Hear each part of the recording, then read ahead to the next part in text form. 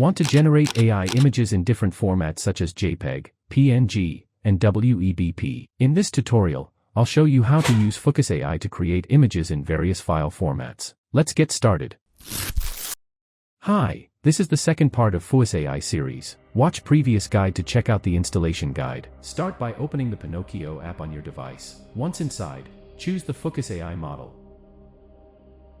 Click on the Start button to launch FOOOCUS AI. It might take a few moments to initialize, so be patient.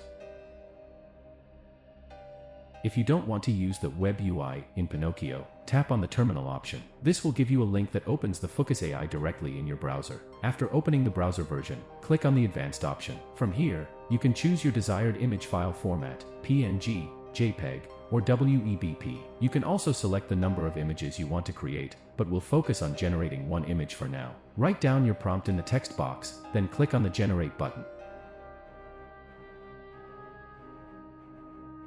If you're using FOOOCUS AI for the first time, it may take a bit longer to generate your image. For returning users, it will be faster. Wait for a few moments, and your first image in PNG format will be generated.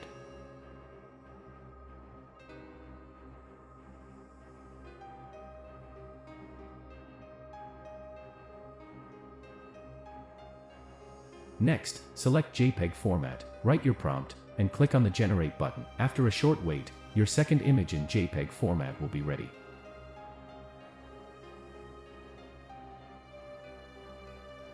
Now, select the WEBP format, enter your prompt, and click Generate. Your third image in WEBP format will be created in just a few minutes.